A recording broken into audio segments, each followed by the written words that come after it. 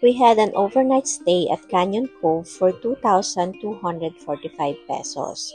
Two ways kami nag-book, isa sa Klook and then isa sa Star Deals.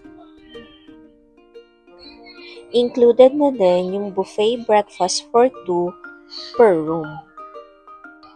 Just be reminded na may 2,000 security deposit per room.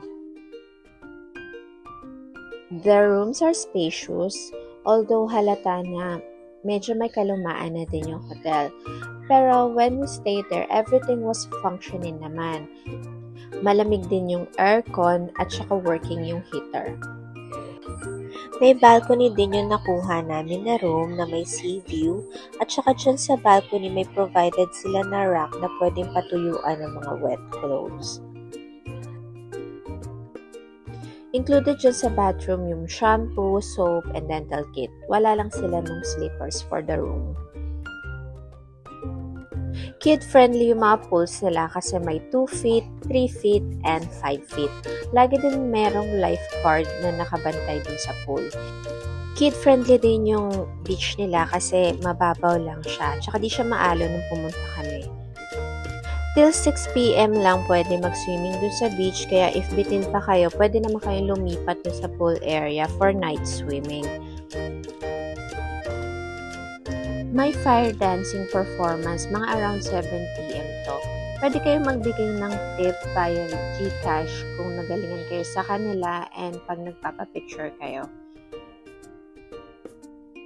For dinner, meron silang ihaw-ihaw paluto. Pakicheck na lang yung price per grams yan. So, titimbangin nila bago nila lutuin. If ayaw nyo naman ng ihaw-ihaw, may iba rin naman options. May mga booth doon na nagtitinda ng Korean food and Japanese food na pwede nyong orderan. Meron din silang restaurant. Ito yung prices sa restaurant nila. Paki-pause na lang. What we did is, nagpaluto kami ng ihaw-ihaw na liempo and hotdog para sa mga bata and then umorder din kami dun sa restaurant.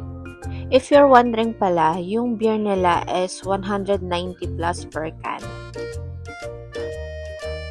7 a.m. to 9:30 yung buffet breakfast nila. Marami naman option, tsaka nagustuhan namin, lahat naman masarap. Especially yung champorado nila na gustuhan ko. Mabilis din silang mag-refill pag may nauubos na dish. Since may kasama nga pala kaming kids, yung 7 years old to 12 years old, may half the price charge na siya. So, nag-add kami ng 300 para dun sa anak ko.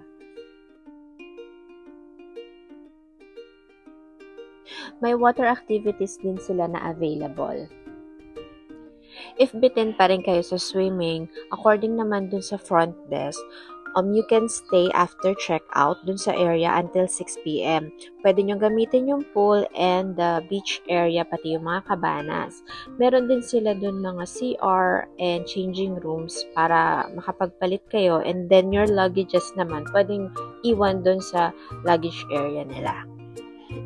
Kung ayaw nyo naman mag-overnight, meron din silang day tour for 299 pesos per pax. Ang allowed pala na food is light snacks, chips, and cake. Overall, we enjoyed our stay sa Canyon Cove. Super enjoy yung mga kids. Bitin pa nga sila eh.